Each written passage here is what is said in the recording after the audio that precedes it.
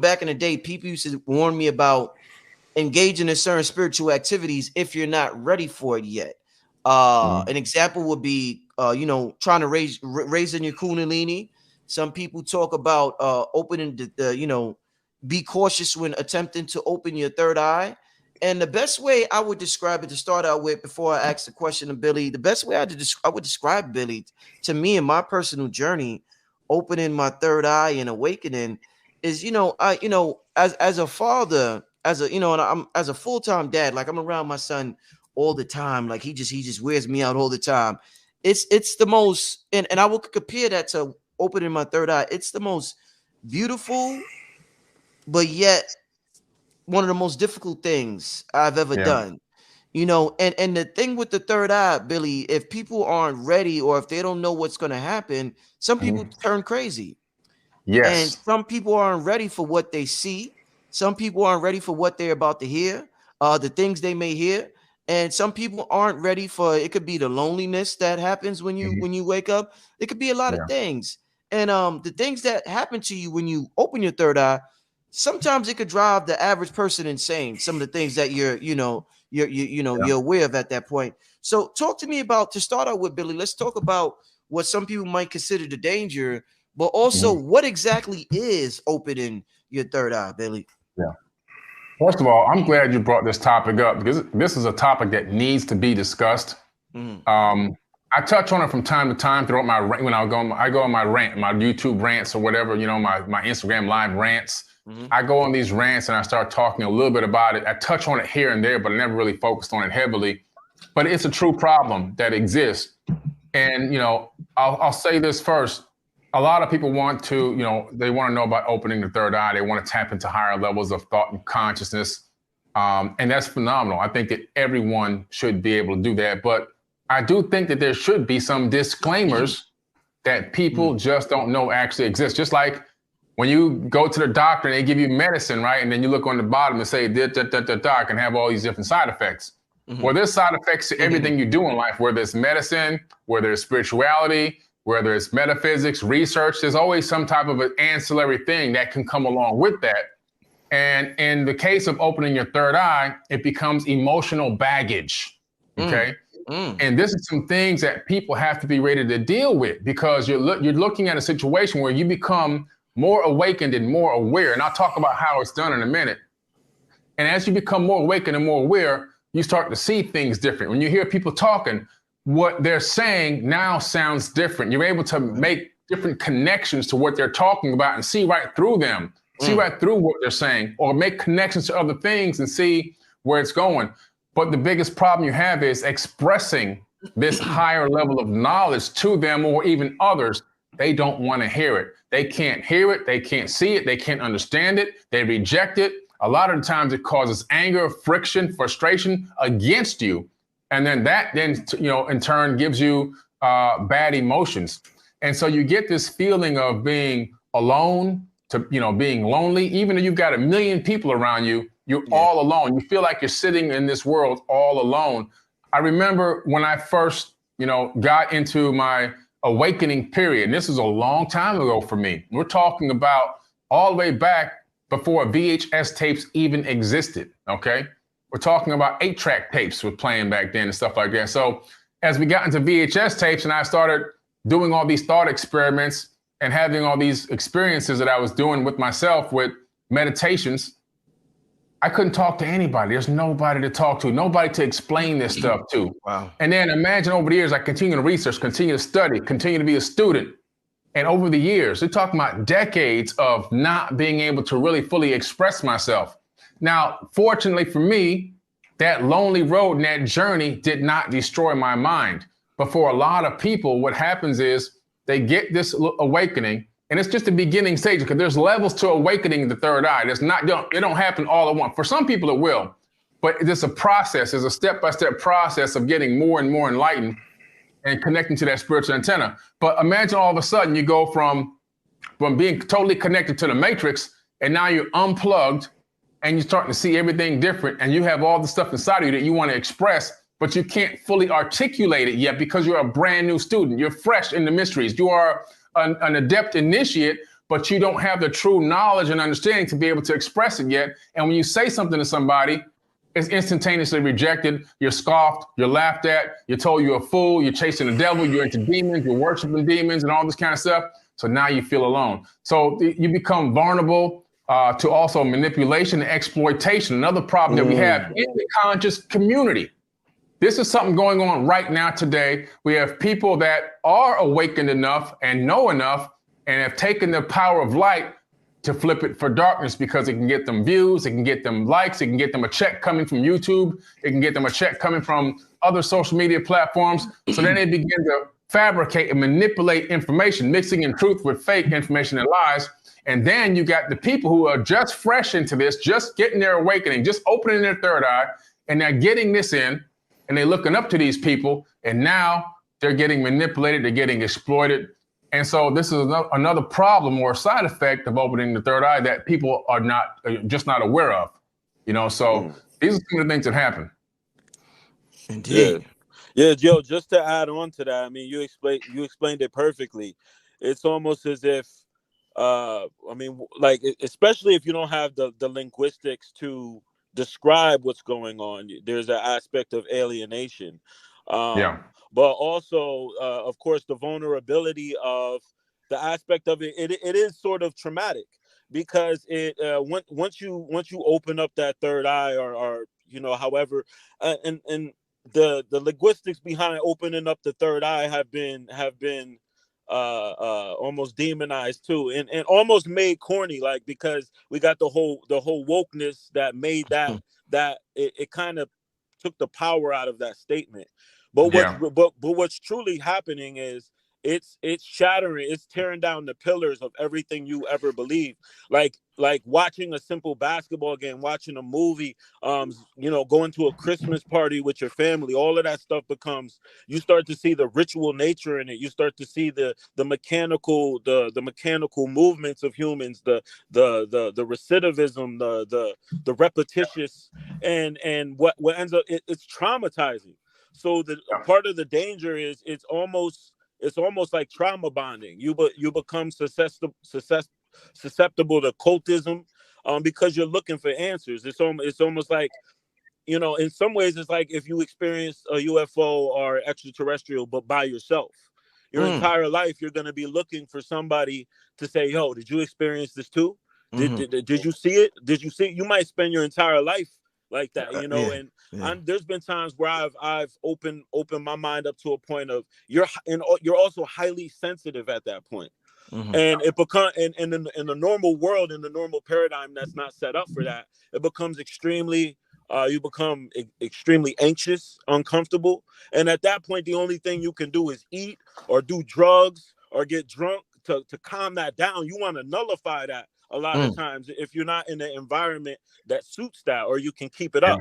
So it's something that you almost have to be prepared for, like a mushroom trip or a ceremony, any kind of mind-bending experience. You definitely have to prepare for it.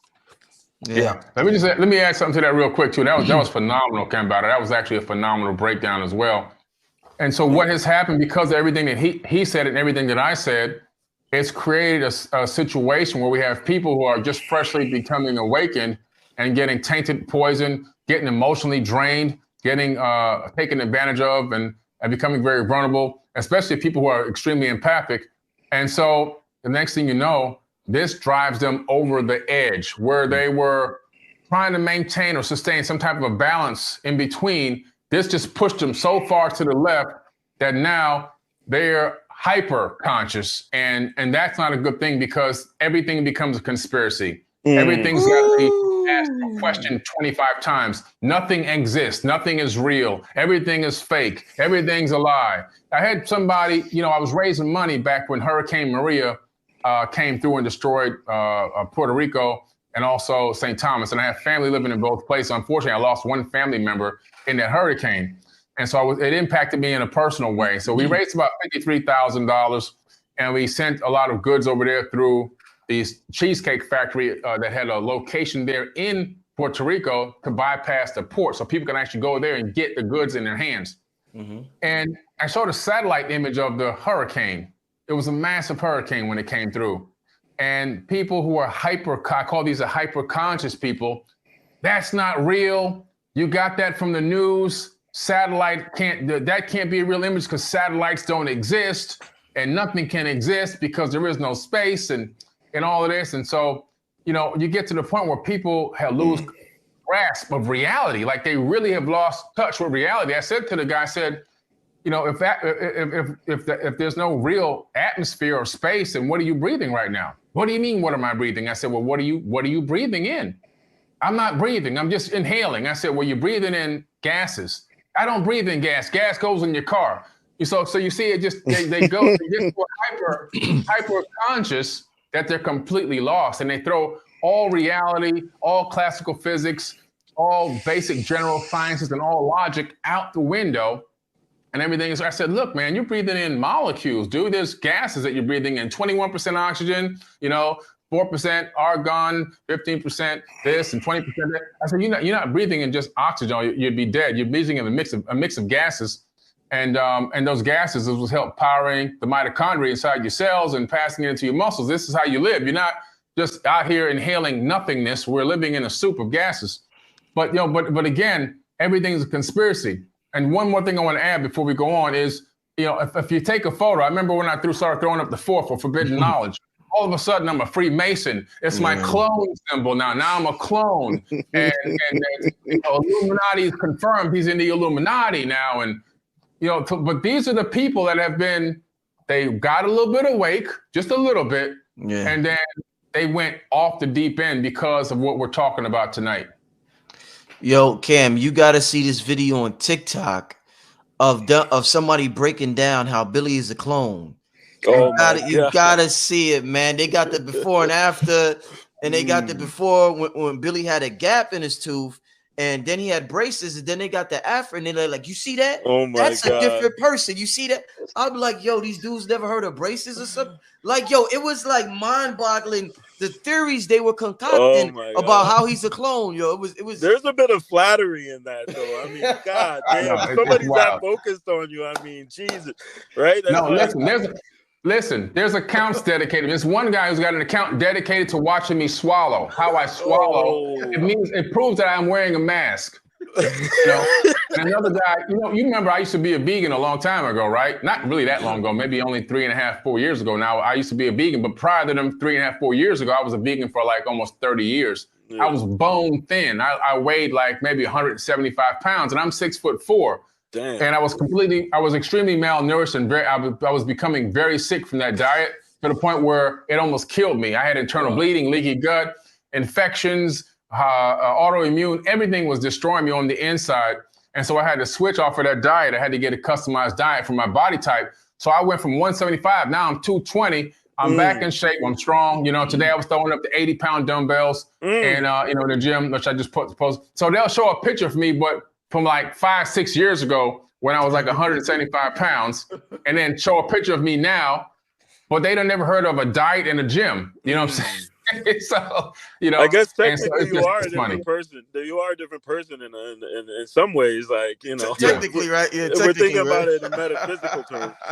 Metaphysical, yeah, absolutely. But this is the dangers of the third eye thing. This is the dangers of becoming slightly awakened and then getting all this and then going hyper conscious and then going crazy. And there's a lot of crazy people out here right now. Oh yeah, more than ever. So what I want to ask is, there's a lot of talk about mental illness in this, all over the world, and especially in this country right now. And a large portion of it is blamed on social media and everybody comparing themselves to everybody else and feeling depressed, feeling down, feeling like they're not doing as good as the next person. Some of it is blamed on the food that we eat. The majority of the serotonin is produced in the gut, and the food that we eat, we're not producing certain things that we need to produce. These neurotoxins that we're eating, the MSG, the high fructose corn syrup, all of that has an effect on our mood and how we feel throughout the day. But now what's not talked about, do you think another aspect of the mental illness that we are seeing is people having access to too much information? So they watching all of these videos on the internet. They're watching, you know, all these conscious videos, all of these spiritual videos on the internet. And then they look at their life, they look around them, they start to hate their job, they start to hate their surrounding more than they ever hated it. So I don't know if it's to blame, but do you think that all the access to information is partly to blame with this crisis of mental illness in this country? Well, let me tell you, another great question.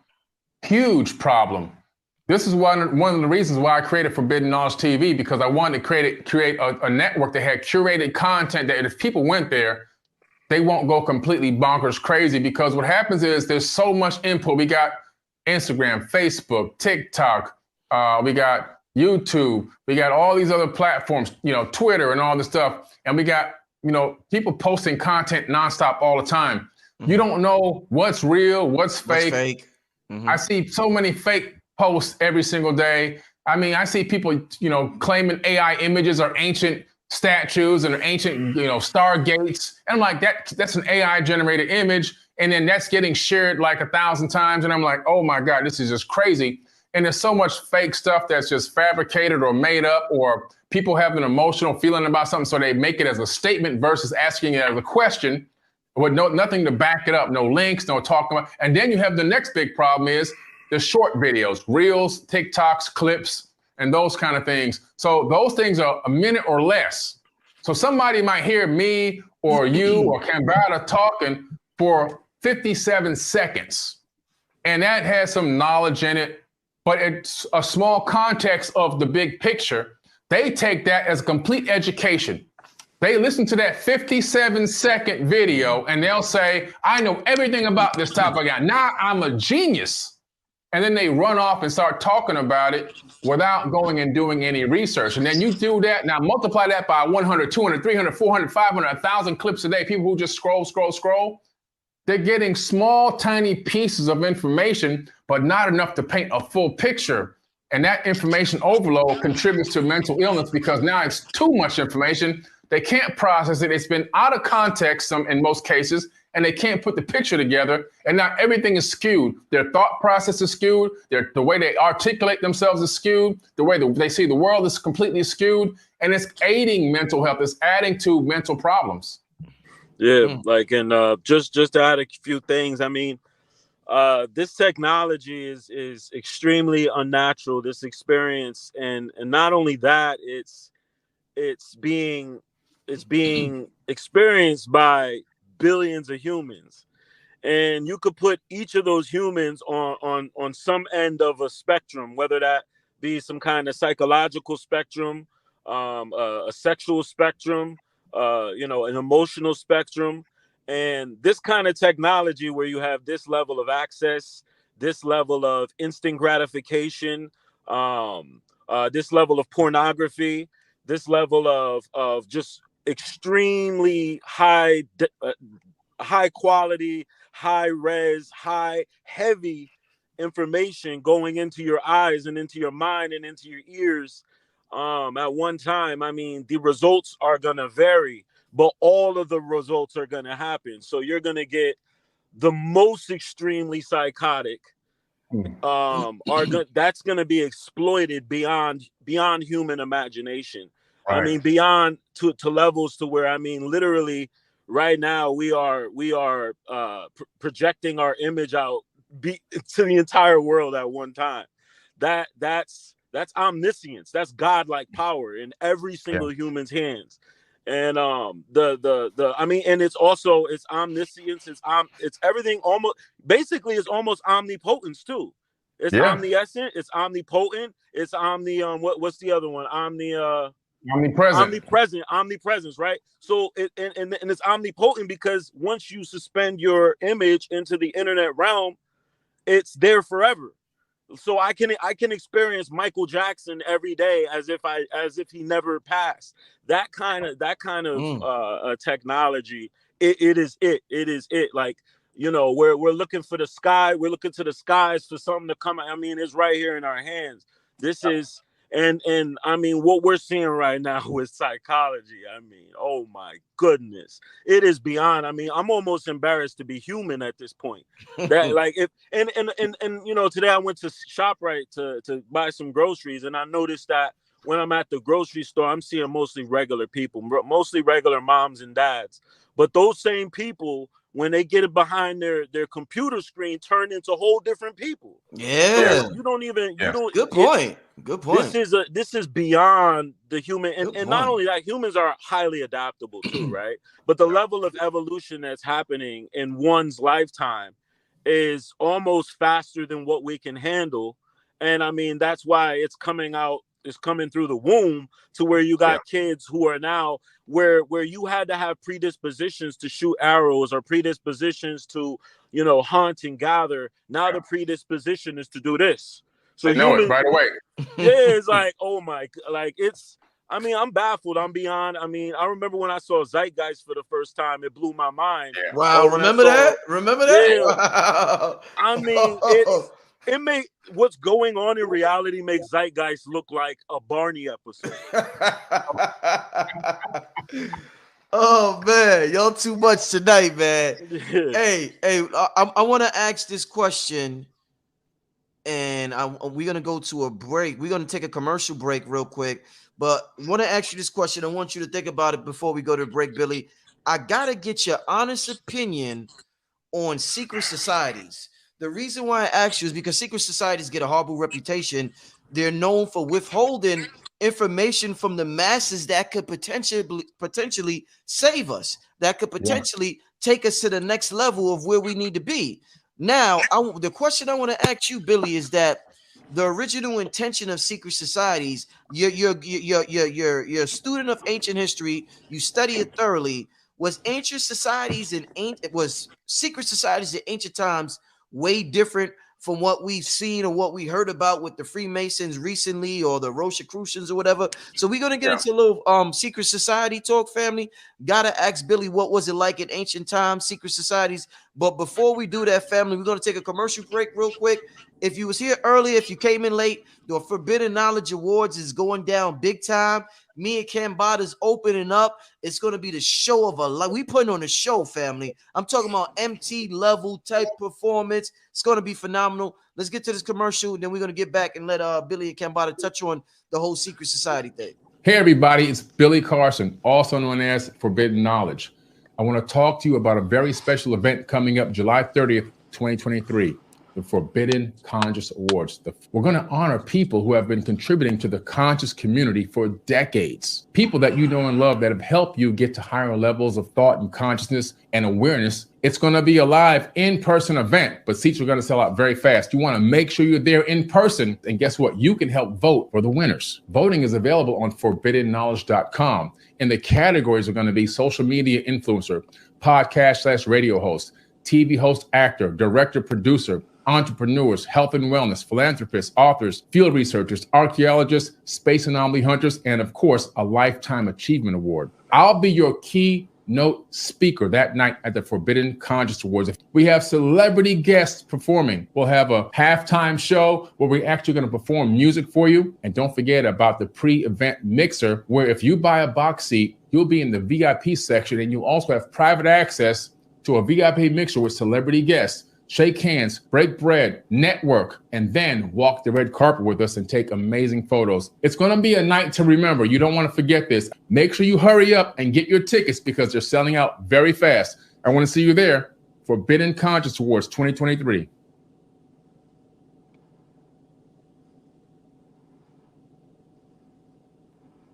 All right. Wow. Yeah.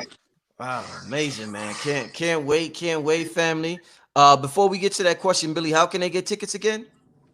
You got to go to forbiddenknowledge.com. I think the link is pinned in the comments. Forbiddenknowledge.com. There's a link there in the navigation for Conscious Awards. Make sure you go there. You can vote for Black Magic 363. You can vote for Cambada, right? Because we have a music producer, music artist category as well. You can vote for both of them right now, tonight. You can text in your vote to 954-245-0086. That's 954-245-0086. And you can also buy your tickets on forbiddenknowledge.com. And we'll see you down there in Miami, where we're giving away an Audi A4 for Forbidden Knowledge live at the actual award show. Chris Spencer is the host. Chris Spencer, world famous comedian and movie producer, TV show host, He's worked with, Kevin Hart and Dave Chappelle and everybody else. He's done big award shows like MTV and BET and Emmys and Grammys, and he's hosting this event. And we have great performances: Cambada, Black Magic 363, Donnie Arcade, Cruz, Havoc from Mobb Deep, Dame Dash. It's going to be a night to remember. Indeed. So Billy, man, I need an honest answer about this secret society thing, Billy. They got such a horrible reputation. And the thing, what's funny, Billy, about the secret societies is that, if I came out, now I'm not part of a secret society, but if I came out and I said, yeah, I'm a part of the Rosicrucians, people would say, oh my God, we knew it. He's an agent, da-da-da. But some of the greatest black leaders that were in this country were part of secret societies. Noble Drew Ali, Elijah Muhammad, Martin Luther King, I think. But just a lot of them had to join these societies just to be privy to certain information. So what's your thoughts, Billy, on secret societies, considering everything we talked about with the masses not being even being ready for that type of information? What's your thoughts on that, Billy? Well, when you go into the ancient texts and tablets and you discover that there were ancient mystery schools, in my book, Compendium of the Emerald Tablets, which has been a bestseller for 4.5 years on Amazon, I think it's still #1 as of today, out of 3 million books. It touches on this question that you're asking right now. You see, Thoth the Atlantean, we know him as Jehudi, out of Africa. He ruled over the land of Kemet for 16,000 years, one person. Now, he also initiated the first mystery schools.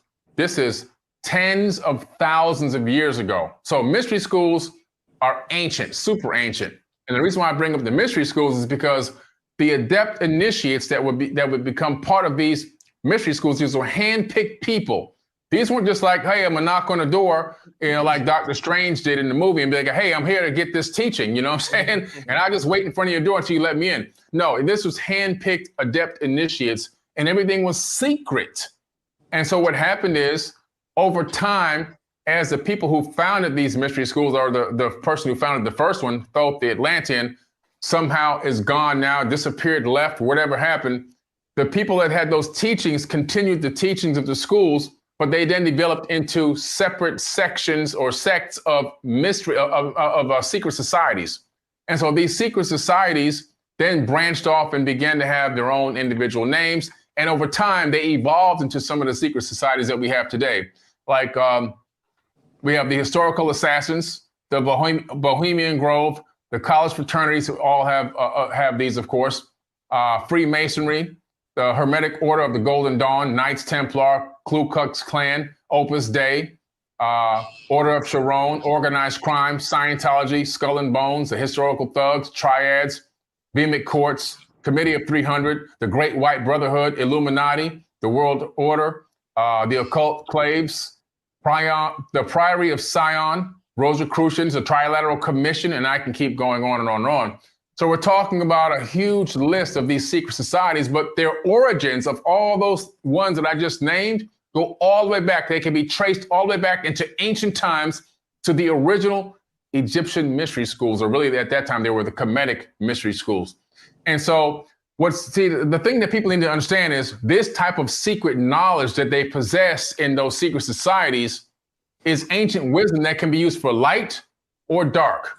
Just like in the movie Star Wars, right? You have the Jedi and then you have the Empire. And so you have this dichotomy of yin and yang, good and evil, light and darkness.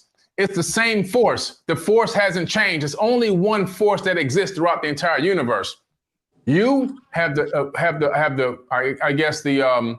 choice, because this is a free will universe. You have the choice to decide whether I'm going to use it for good or whether I'm going to use it for evil. The choice is up to the individual. And so over time, as the people that began to be these priests of the knowledge began to develop their own cult followings, they began to realize the power in this knowledge and how they can utilize it to control masses of people, which will bring them wealth and power. And so they developed into these power-hungry, hungry societies that want to starve out nations. And then you see right now, today, some of the ones I named just a minute ago, those are some of the most powerful organizations in the world right now. that have control over entire countries' economies, some of those. The Trilateral Commission, they can crash an entire country's economy in one day if they want to. They control puppet dictators around the world. They control wars from both sides. So we're talking about an elite group of people that have obtained a certain level of secret knowledge and have flipped it to utilize it for darkness instead of light. Mm. What's your thoughts on secret society, Cam? What do you think about that? I think it comes down to like what I like to call like high school lunchroom theory. If you look at just like every civilization as like a big high school lunchroom, each table has its group. You know what I mean? You're gonna have the jocks over here. You're gonna have the goth kids over here. You're gonna have the popular kids over here. You're gonna have the fashionistas over here, and I think that in an advanced society, it's a natural occurrence to have. I mean, even if you take it down a level, I mean, if you know if anytime you have a group of people that are at a certain level, that can be seen as a society, a secret group. All they have to do is name themselves. You know what I mean? A record label, a company. You could look at you know, the United States government as a secret society. They have their secrets. Any company is going to have their books that they're not going to tell their employees. Every church or any ministry is going to have a difference between the pastors, the priestlyhood, and the congregation. So I think it's a natural occurrence, and then when it's intentionally done, which obviously it has been, why wouldn't it be? It's beyond the conspiracy. It's obvious. I mean, if you get a small group of billionaires that are going to get together and create a huge hedge fund or something, that can be seen as a secret society. So I think it's a given. And are they running the world? I think I think so. Obviously, I think they are. I mean, do I think it gets blown out of proportion sometimes?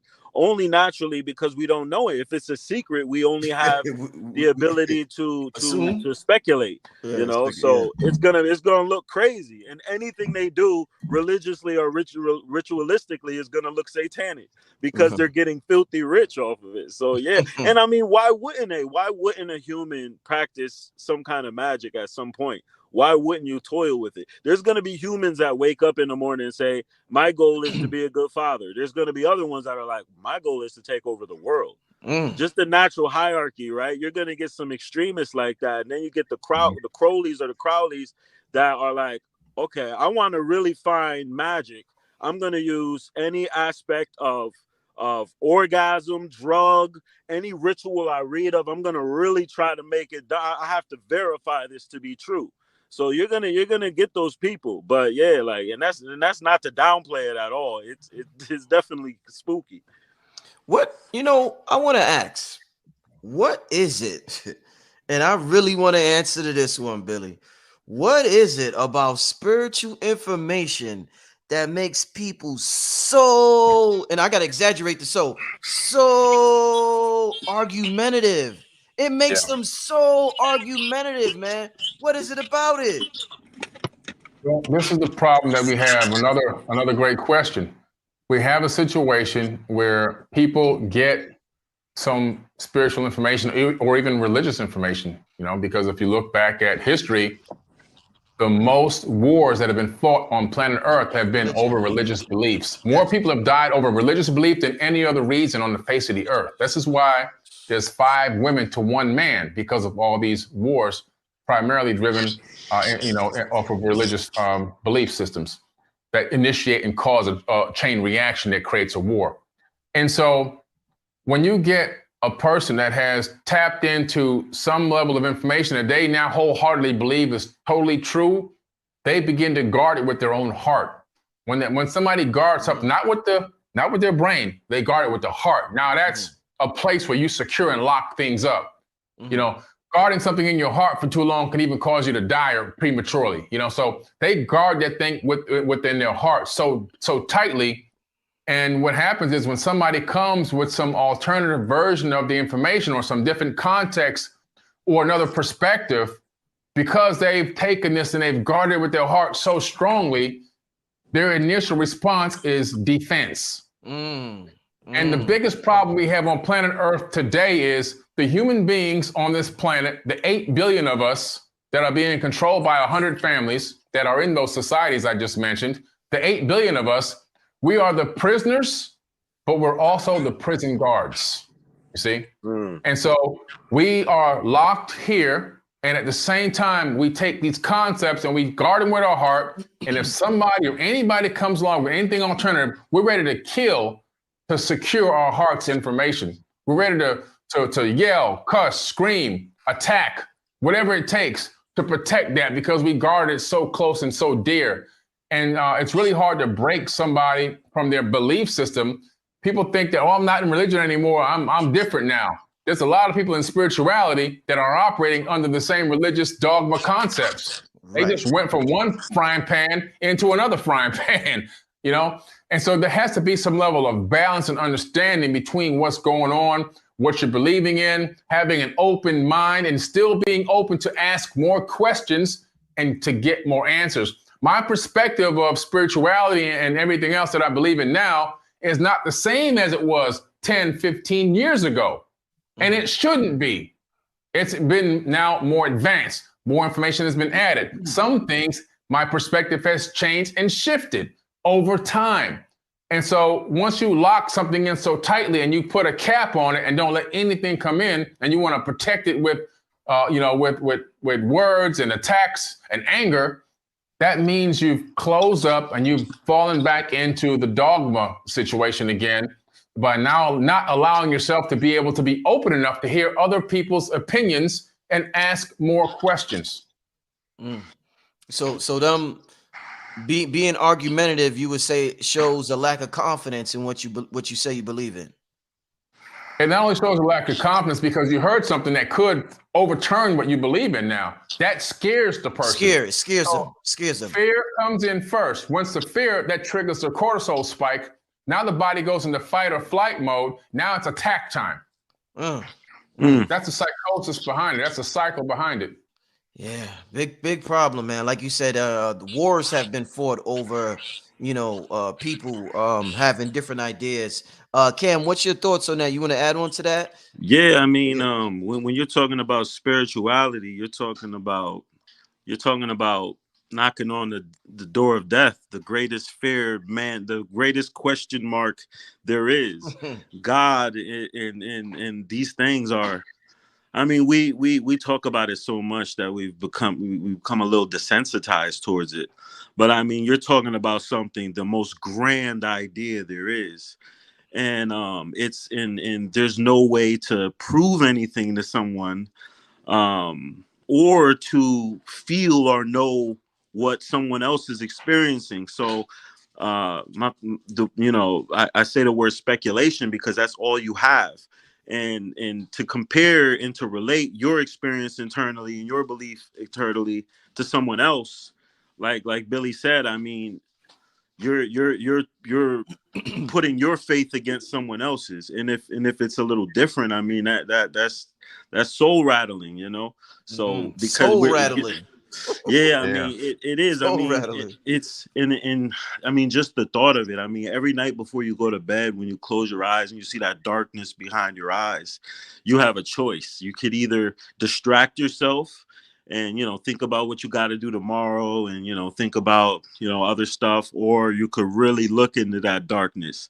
And most people, when you force people to do that during their day, when they're trying to distract themselves, it could get a little testy too, man, because you're talking about the most serious thing there is. Yeah. Billy, I believe you have 5 children, right, Billy? Yeah, I got 5, and now I have a stepson who's 10 years old. So now I'm ready, 6. The other 5 are already grown up, grown adults, and I have 5 grandchildren also. Wow, bless you. So, and Cam how old is your daughter, Cam? 1.5. 1.5. Right. Yep. So in terms of we're talking about opening the third eye and how there should be like some precaution with doing this. In terms of your children, Billy, and in terms of your daughter, Cam, are you gonna put the books in front of them, or did you put the books in front of them, Billy, or do you just read it in front of them and let them ask the questions? Like, what's your approach for the loved ones, the children, the people you love? Do you say, "Hey, nigga, you got to get up on this," or do you allow them to come to you and ask you, "Hey, what you reading?" Like, because we're trying to figure out effective techniques. So so let's talk about that, Billy and Cam. Well, my kids all are on their own path, and there's 101 ways to enlightenment, and so they're all on their own path. They all have had influences not only from me as they were growing up, but also from their mother and also from their grandparents, who unfortunately were religious. And so there's this confusion that I saw in the early stages, like, Dad believes in this, and this is what he's talking about, but they're over here with this stuff, and they're trying to take me to Sunday school and all this kind of stuff. So there was this, this weird thing going on where the grandparents would try to take the kids all the time. And you can't tell how are you going to tell the grandparents, no, you can't take the kids. So it's a tricky thing. That was on their mother's side. And so I saw this where imposing my will too much was going to become extremely toxic. And so I had to back off and realize this is what I'm going to do. I'm going to lead by example. You see how I roll, how I live, how I think, how I respond to your questions, right? And they have a lot of questions. And so you see the books I write, you have copies of my books. I let them go all on their own path, and they're all spread out, and they're all on their own slight paths. My oldest son, to be quite honest, he's still a little lost. Now, he has never got wrapped up in religion. He's still trying to find himself. He's 33 years old, but he's still trying to find himself. My daughter, April, who was actually 1 year younger than him, she's 32 now. She just had a granddaughter, a brand new granddaughter a few weeks ago. But she was like the one I would put in charge, even over him, over all the kids, because she was the most mature. She can handle responsibility. And she never got caught up in any of that religious stuff. She saw things the way that I saw it, more spiritual. So she's into spirituality. That's the path that she chose. And then I have another daughter who got caught up in the religious thing. The grandparents, she just believes in it. And I'm not going to rob her from her beliefs. And when she asks me questions about spirituality and religion, I give her my real answers, and I give her the direction where she can go. But I don't go and say and browbeat her and say, you got to get out of that. This is killing you. This is dumb or whatever. I just let her be who she's going to be and let her go on her own journey. Then I have another son who, again, is not even into religion. He, I think, is just more into spirituality. My other son, Justin, who's 23 now, I remember when he came to me when he was like 14, and he said, now I never had talked to him about any of this stuff, really. He knows what I was into already, but he came to me and he was asking me about these Sumerian tablets. I said, well, these are the tablets, and I went to tell him what they were. And then he said, okay. About a month later, he tells me, yeah, I'm not into Christianity anymore. I said, why? What happened? He said, well, I went and read the Sumerian tablets. And based on what I read, I now know that the information was plagiarized from the tablets, most of it at least. And I see the whole thing behind it. And now I'm just going to follow spirituality. Came to me on his own. He's 23 now, but that was when he was like 14 or 15 or whatever it was.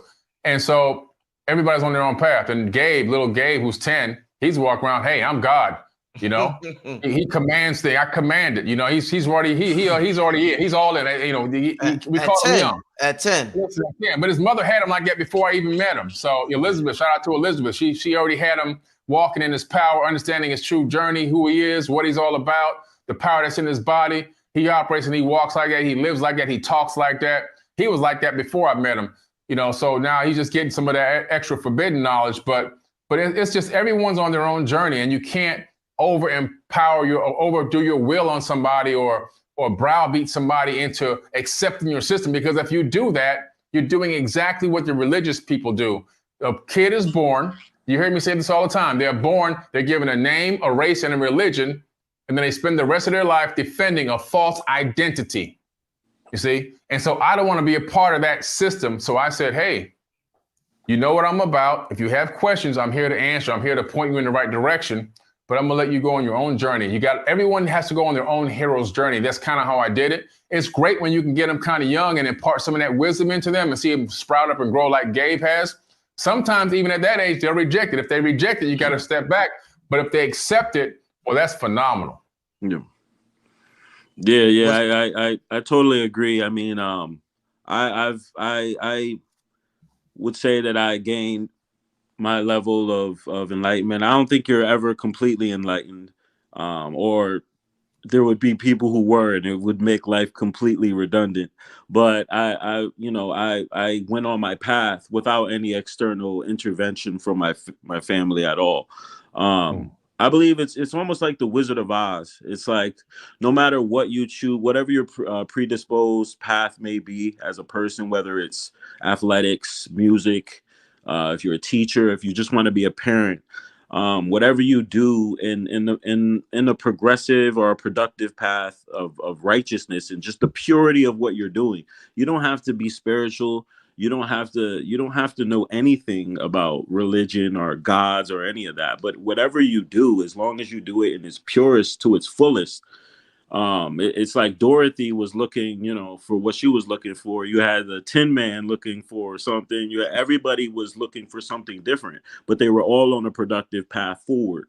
So they all ended up in the same place, just to realize that everything they were looking for was inside of them the whole time. So I mean, whoever the architect of this reality was, they made it in a way so that people like Billy Carson can get where they're going, but also people like the little old lady on the rocking chair in South Carolina in the backwoods that doesn't even know how to read can reach the state of samadhi or of enlightenment as well.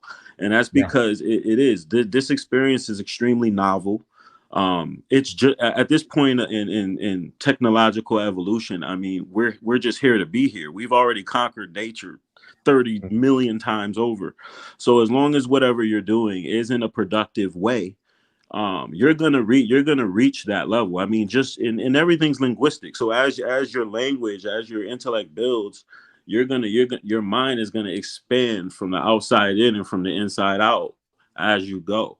And just like Billy said, once they get those questions and they start really questioning it, what is the sun? Why is that suspended up in the air? Like, who's holding that there? Or what? How are these birds flying? To me, though, those questions right there are just as relevant as what is God or what is death. They're all around the same way. So no matter what you do, even if it's being a singer, like for you to hit the notes and you're recording on waves and even recording to chord something, to unfurl, to untwist, or turn the spiral, right? Everything you do to its extreme in this plane turns out to be that God level shit. Well, even if you're a chef, it's chemistry. Every aspect of it leads you to a state of enlightenment. So you don't have to interfere. You just have to make sure they're going in the right direction and catch them. Try to catch them when they're slipping, but don't interfere, because really you're just interfering, and that's all. That, to me, that's how I'm going to approach it. Indeed. Yeah, I want to get to a couple of questions from the people before we get out of here. I mean, amazing show. I really, it was good just having this conversation with y'all tonight about the third eye and bloodline. Yeah, you're right. Oh no, not just bloodline said the third eye is actually the first eye. Yeah, exactly right. I put third eye for the sake of communicating with everybody so they'll know what I'm referring to. Because if I said the first eye, half the people wouldn't know. But yeah, the third eye is definitely the first eye. I agree with you 1,000%, bloodline elite. But let's get to we passed the hour mark. Phenomenal show. We got almost about 3,000 people in the building. Give me some good questions before we get out here for Billy and Cam family. Once again, family, let me show y'all this. Listen, I'm proud of this here, y'all. I'm proud of this here. Let me show y'all this while y'all get your questions together. We're talking about the third eye and what some people say is dangerous when some people open up the third eye. So give me some good questions. But let me share this with y'all. Make sure if you came in late, because now there's more people here now than the beginning. Make sure you nominate Brother Rich, the Forbidden Knowledge Conscious Awards. What day is that again, Billy? July 30th, 2023, this year, a few more months from now. July 30th, 2023 is going down. I'm one of the top nominees. I need to make sure I get locked into the top 3. Make sure you text 954-245-0086. And put my name there, Black Magic 363, Rich and Merrick, Brother Rich. They'll know what you're talking about when you put it. Yeah. But yeah, man, it's going down. I'm nominated. I appreciate just participating and being a part of this award show.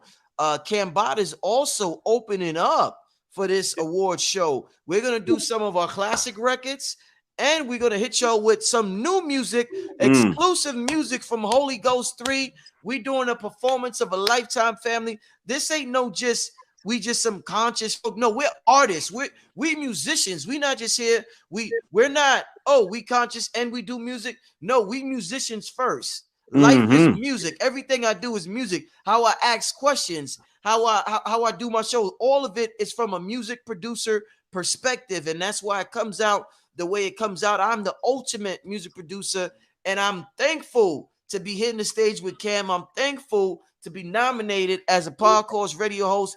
Make sure y'all hit up that number, family. I appreciate you, Billy, for what you're doing for the community, making this award show happen. It's going to be phenomenal. I got to get a good outfit. I got to get a good outfit, Billy. I got to buy an outfit. I'm trying to think where it might have to be something custom or something, man. I think I'm going to have to get something custom. I can't have nobody else. Nobody is going to wear what I wear at the award show. It's going to be something y'all never seen before. So listen, let's get to some questions, y'all. A magnificent show. I like the shows when after the show I'm more energized than I was before the show. Whenever I do a show with Billy, for some reason I'm more energized after the show than I was before the show. You would think we're taught that when you go to work, when you do something like a podcast or something like that, you're supposed to be tired by the end of it. Man, listen, I'm energized. This award show got me hyped. The conversation got me hyped. I'm happy to have my brother Cam Bada on here. Yeah. So yeah, let's get to some questions before we get out of here, family. Okay. All right, let's get to this one first. Interesting question. Chat's moving so fast. Okay. This is a youngster. How do you deal with being young at home and your parents are religious and you're trying to be more spiritual? Yeah, that's a great question. Yes. I get that question so much, and thankfully because of the music that I've been involved in, which has captured a lot of younger generation, to want to learn more about spirituality. And a lot of them have this problem where the parents are hardcore religious, they're into the dogma, they're into the rituals and everything else. And the kid is trying to break away from it. They really ain't feeling that because their questions cannot be answered. And they know they can't be answered properly. They're just told, don't question God. If you're doing that, you're seeking Satan and you're working for the devil and all this kind of crazy answers they get, which aren't really answers. Those are like deceptions and diversions away from the answer because they don't know the answer to those questions. And so I would just tell that person, first and foremost, you have to respect your parents. That's number one.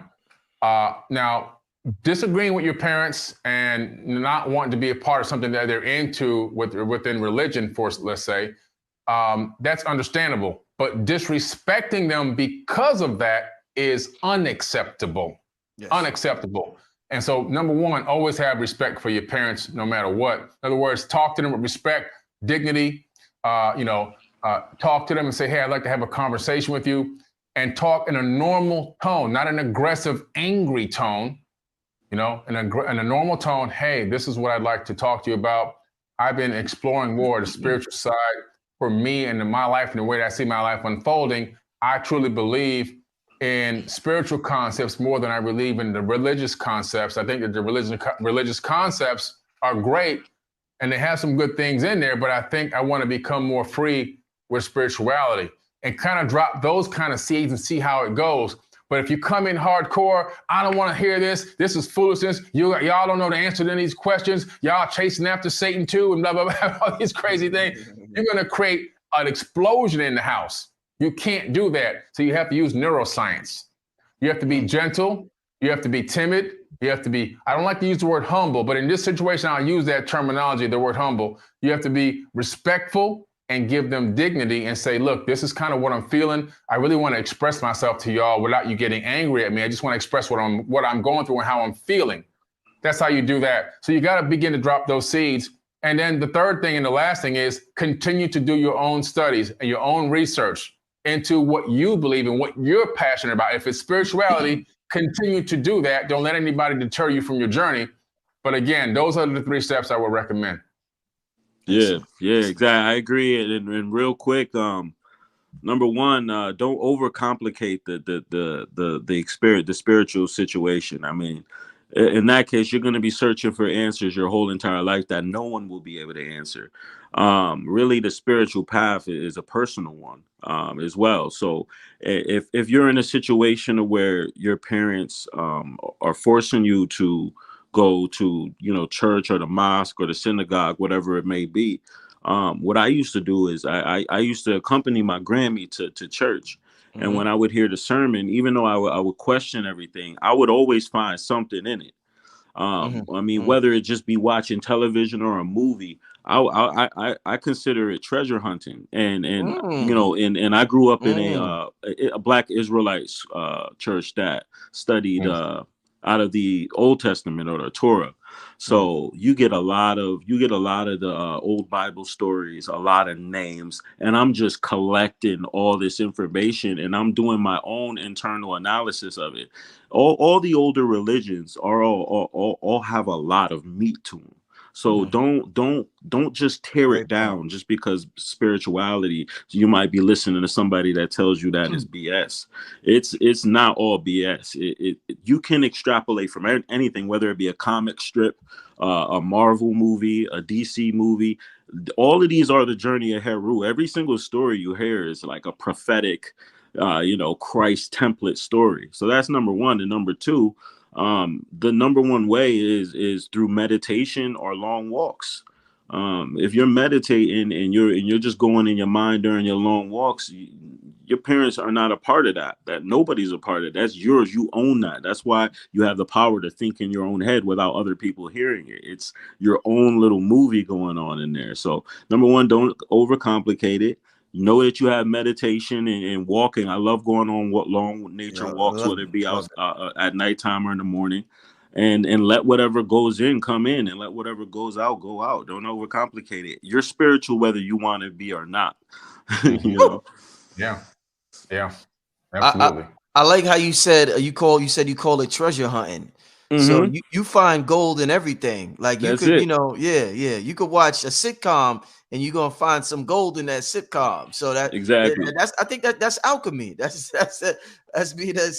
dope. I like that approach. Yeah. Let's get to the next question, a super chat question. Lamont, thank you for the super chat donation, my brother. Lamont wants to know, this is a good one. How did the pharaohs use the Ankh in their third eye to travel through dimensions? This is something I don't know, so Billy's gonna have to take this one. That's a great question, Lamont. So when you look into a lot of these ancient texts, and I've been an on-site researcher all around the world. I think in the last 24 months, I've hit 11 countries, over 300 cities. I posted my Google locator a few months ago because last year it was like 5 times around the world in 1 year, 6 months in hotels. So I've done the field research, going to these sites, talking to the pyramid priests and the sages and the wisdom keepers. And then, of course, backing that up and going back to the tablets and the texts, you discover something very interesting. You can connect from Kemet to Samaria, where they had something called a Jed pillar Ankh. A Jed is a device that looks like a Tesla coil. It's actually a form of a condenser. It's a technological device. Some Ankhs have the Jed in the center attached to the Ankh base. When you start to analyze that, which I said, why is this? What is this for? Why is technology that we know in ancient Egypt used to capture electricity wirelessly to power light bulbs? Why is this now, this same looking device inside of an Ankh or attached to an Ankh? As I began to dig deeper into this, I discovered that the stargates did exist. There have been stargates all over the planet. Now, what's interesting is these gates are at these gigantic, usually magnetized crystal walls that have a little indention in them, and they're pushed back from the other base of the wall. And it's the story is that the person going through the gate would walk up into one of these indentions and put something in that little tiny crevice, and they would vanish. And so as I looked into it deeper, I realized that this Ankh that they were talking about, it had a resonance to the human body. They said a resonance, they call it to the essence. A resonance to the essence was the term I read. And what that deciphers to me, how I decipher that was that the Ankh itself was able to somehow resonate with the spiritual atomic resonance of the human being. We know that every atom has a vibration. Everything that we consider to be matter, it vibrates. And so I now come to my own understanding that this Ankh, it received a specific type of a code, and the code was the atomic vibration of the owner. Now, only the elite of the elites had access to these Jed pillar Ankhs. Everyone else utilized them as symbols, as art, decoration, jewelry. But the elite of the elites had the ones with the Jed, and only they were allowed to touch them. Why is that? Because the stargates that they would step into, they were coded with the same atomic frequency. So the Jed pillar Ankh was the actual key to walk through the gate. How does it tie into the third eye? That's the spiritual antenna. According to the ancients, according to the text, according to the pyramid priests and the temple priests and the wisdom keepers, these people have the ability to travel to not only other places, but even to other dimensions. But the third eye is what connects you to higher dimensions. There was a whole workshop I just did not too long ago where I talked about the human brain connecting to 11 dimensions. Now that's actually peer-reviewed science that's taught in universities. What I've been talking about for decades, people were laughing at me, telling me I'm a pseudoscientist. It's now actually scientific fact. But that's through the third eye. So between the third eye, understanding how to connect to higher realms, and this Jed pillar Ankh and the gate, those three things allowed a person to walk from one planet to another, from one location on the same planet to another location on the same planet, or even into higher dimensions, according to Thoth, the Atlantean priest king, also known as Tahuti, who ruled over Kemet for 16,000 years. So these words aren't coming out of my mouth or off my dome. It's an extrapolation of information from various different texts over the years, especially the Sumerian tablets and the Emerald tablets, which brings me to a conclusion that they utilized the Ankh and their third eye to step through gates that took them to other locations. So you talk about, I just came up with a question. So you're saying they utilize the Ankh to step through gates and other dimensions. You talk about the frequency of the Ankh. I started out this conversation by quoting Cam Bada, talking about the Anunnaki in his rap.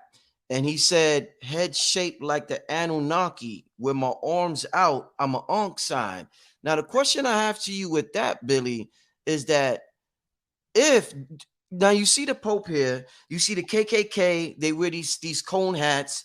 You see the Moors brothers, they wear these big hats like that. Was our head really shaped like that back in the day? And because our head is shaped like that, our crown is like chopped off. But if our head was still shaped like that, will we be on a whole nother frequency right now? Another good question, man. But you loaded tonight. Listen, the very first post I made on social media, if you go to Instagram, scroll all the way back to 2011, I think it was December of 2011, the first post that I ever put on social media was an elongated skull that was discovered in Peru. It's called a Paracas skull. They've also discovered these same skulls in Africa, throughout Egypt, which is in Africa, and other areas and other regions throughout Africa, right? Other countries throughout Africa. They've discovered them in Asia. They've discovered them all over the world. In the North Americas, in some of these giant Native American mounds, burial mounds, some of the bodies have been dug up. Massive skulls. Here's what's interesting. These skulls don't have two parietal plates. Homo sapiens sapien have two parietal plates. In some way, these people are like our cousins, genetic cousins. They only have one parietal plate. The ones that had the one parietal plate in these massive skulls were the ones that wore these hats in ancient times, and they were the ones that was deemed as the rulers over the population, whether they were kings, pharaohs, wisdom keepers, sages, whatever. They had a high position of power, and they ruled over the people. And if you look at an ancient relief of Pharaoh Akhenaten, Nefertiti, and his daughters, and King Tut is in that relief as well, their heads are super massive, elongated heads. And I thought, was that just an artistic rendering? Until I went to Egypt and went to the museum and saw the actual bust where the person who created those busts in ancient times did an actual rendering of the person as they saw them at the moment, not an artistic fabrication. It's a realism type of a sculpture. And so that brought me to the understanding that, wow, my theory was right, that in some way we had these people who were the rulers over the masses that had these massive skulls, which is why they had these big hats. You can see these big hats in Egypt. Of course, you can see them in Rome with the Catholic Church because they stole it from there. And you see it all around the world. And some people say, well, that's just skull binding. Not exactly. You see, if you look at the scientific studies that came out between skull binding and these massive skulls that have been found, we found both. Skull binding reduces the cranial capacity. It shrinks your skull, which compresses your brain. The people who have these larger skulls have more cranial mass, which means their brains were bigger. Their third eyes were bigger. They probably could communicate without speaking. They probably had telepathy, telekinesis. They probably had high sensitivity to the magnetic field of the earth. They could probably navigate without GPS just based off of magnetic fields. These people were telling people, humans and us, to build the temples on locations that had high magnetic fields. When you look at all these massive megalithic temples on earth, they're all directly on top of these huge, powerful magnetic vortexes that whip out of the planet and create our magnetosphere. How did they know this? They knew this because of their brains. So this is pretty incredible stuff. And in my opinion, yes, they did have massive skulls, and it wasn't as a result of skull binding. The skull binding started after these people disappeared. And then there, people who wanted to be considered royalty, they would then, as a ritual, do this binding of the skull to mimic elongated type of a head. And those people then, here we go with the fractals, would rule over the masses in their region or their little village or whatever. They were only the ones the only people who could skull bind were the ones that were ruling. So pretty interesting. Like if I was a king, my head is bound. I got now a daughter or a son being born. I'm going to bind their skull too. So everyone knows that they come from royalty. They're just copying what happened in ancient times. That is some very can I add on to that real quick? Yeah. I guess like anytime I hear about mental telepathy, like I hit almost like a paradox point. So if you're living, if with telepathy, when does the external voice develop? Did it develop? Because my only issue with telepathy is your internal voice. So if I'm speaking, I have a difference between my conscious voice, and my external voice. So I'm able to communicate with you while being able to think internally and keep those locked away. So you can't hear my internal thoughts, but I can choose what I want you to hear by speaking externally. The only issue is if we're living in a civilization of all telepathic people, would you have an internal voice, or would other people be able to interfere with your internal voice? So with that, what was the external voice developed as a evolution to protect our internal thoughts, or when did the external voice develop? The external voice was here, literally, I think, around 200,000 years ago is when the external voice was developed. When we see in the relief of Isis holding up the Adamu, which means first man, not the first human being, because millions of people were already here, the first Homo sapiens sapien, this version of us. The body type we have, this head size, the head shape that we generally have, this human size that we generally have. This is where everything was then, okay, this is all vocal. If you look at the way that neuroscience analyzes the brain through SPECT scans, and you analyze some people who have been, who are claimed to be mediums or psychics, the real ones, or the ones who really have some kind of higher sensory perception, they've been connected to computers to scan their brain while they're going through some of these mediumship things that they do. And you see incredible regions of the brains lighting up versus a normal person doesn't light up. So what I think happens is, to answer your question, when you have that much more brain mass and that much more brain capacity, you create a partition. If you have a Windows computer, you can load Mac on it. Okay, if you have a Mac computer, you can load Windows on it, and there's a partition. You can flip a switch on your keyboard and go into PC mode. Then you can flip a switch on your computer and go right back into Macintosh mode. Both operating systems exist on the same computer at the same exact time, except you can control which one you're operating out of. So imagine a person that has that capability where they have their psychic, they have their thoughts, and they have the ones that they want to project. So they take thoughts that they actually want to project and they transfer it into the other partition and send those out. But the ones they want to keep private are locked away in the other side of the partition. That's how it would operate. Excellent. Excellent. That's crazy. That's crazy. Yeah, that's so it's like a double internal voice. They have yeah, that would be into that's just crazy. Yeah. I mean, because I always found it interesting that your external voice evolves with your internal voice, like my voice inside, even though I don't have vocal cords inside my head. My internal voice replicating my external voice, or is my external voice replicating my internal voice? And because why isn't my voice just the same? And because if I'm a 90-year-old man and I might speak like, hey, my name is Cam, oh God, my internal voice might sound like that too. So my internal voice is aging with my external voice, but my external voice is only aging because my vocal cords are getting older.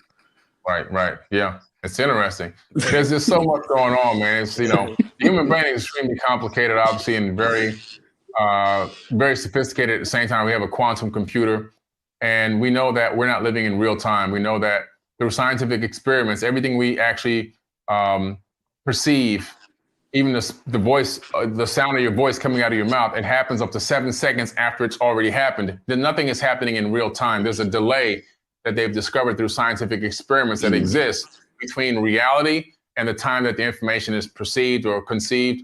So there's this delay between everything. So there's all these complex constructs going on at the same time in the third dimension that gives us this illusion of real time when real time doesn't exist. Even if I'm looking at you right now, even on the computer, I have to wait for the photon to ping from the screen and come back to my retina. Then it's got to take time to go to the back of my brain, be processed to generate an image of what you look like. So even that, by the time all that happens, you've already moved. So even that's not real time. Just looking at somebody doesn't happen in real time. Indeed. I want to get to this. I'm gonna take one more question, then we're gonna get out of here, family. Yo, before I do, I gotta I just remembered because I'm nominated, y'all. I'm gonna keep saying that because I'm thankful to be nominated. Make sure y'all vote for me. But I got a compliment. Somebody complimented me on my interviewing skills, and I was like, wow. It put a smile on my face, and I was like, wow. I'm real thankful. And I just thought about it because the question Cam just asked, I was like, Cam mom be somewhere else, man, and it just made me think about this. Let me put this on the screen real quick. This is like an interesting compliment. Somebody said, Brother Rich, this is from the Unrefined Soul Scribe. Somebody said, Brother Rich, I was listening to this and it's come to me. You ask questions like you are DMT itself. Does that make sense? Out of this world in this one. I'm like, damn, what a compliment. Like, yo, how you know somebody, you like the question I asked is like DMT itself, like that. So I want to thank that person, whoever that person is. Let me see. Let me put this on the screen. Whoever this person is, I want to thank you, the Unrefined Soul Scribe. That's an amazing compliment. And it brings me pleasure because I put a lot of work into what I do, a lot of passion and a lot of heart energy goes into what I do. So for somebody to tell me that my question is like DMT itself. So that's an amazing compliment. So I just want to thank you for whoever put that comment there, And I want to get to this last question. This is a good one here. Where's it at? This is a good one. Last question. This is a good one. Where's it at? This is from Queen Sunfire.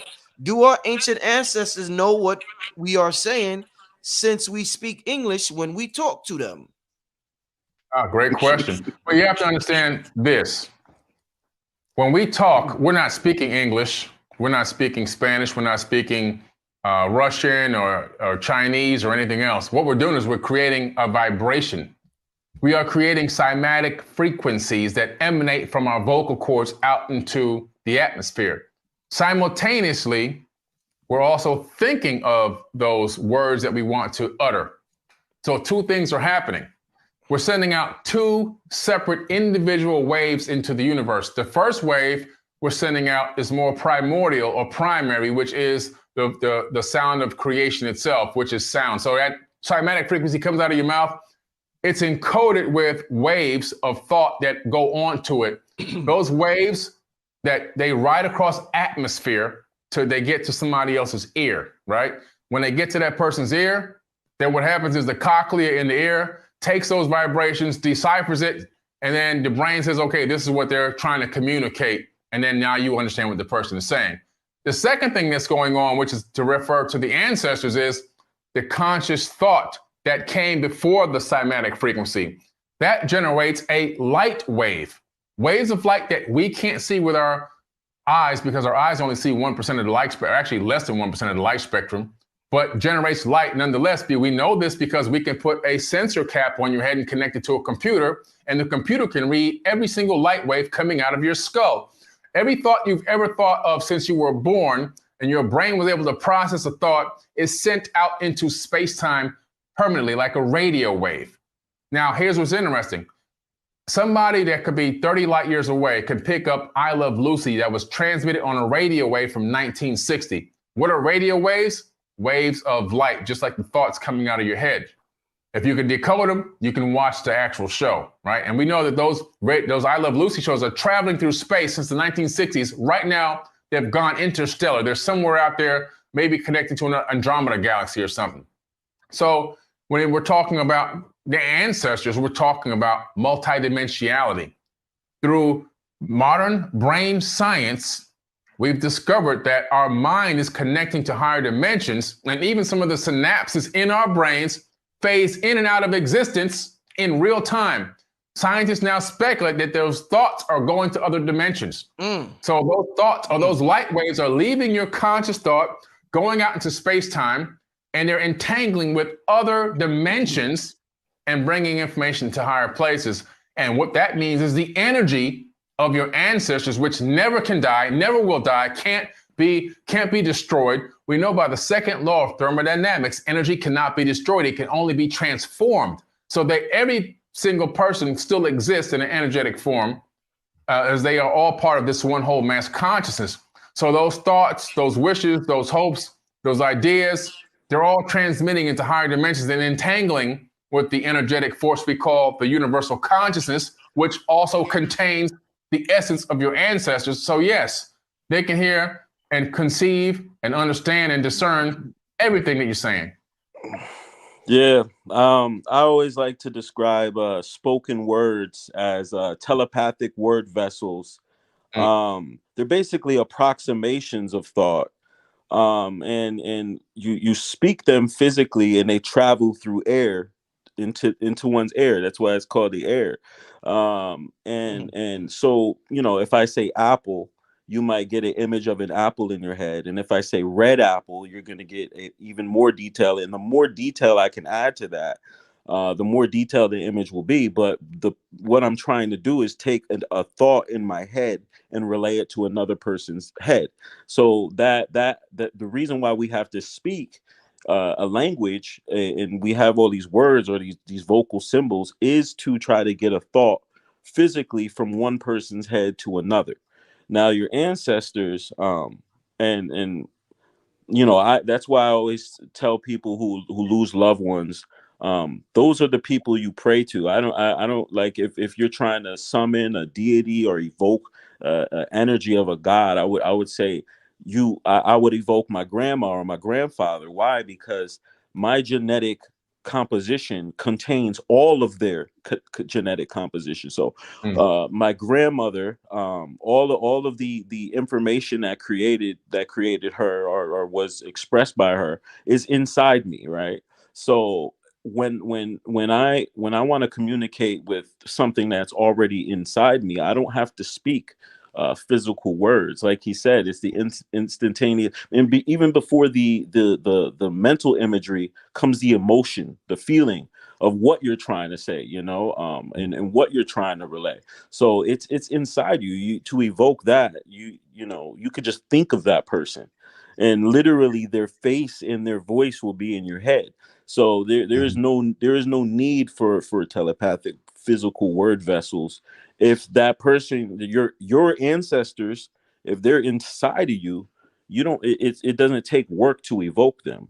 You know, they're already there. They're already experienced. You literally contain them. You are literally them.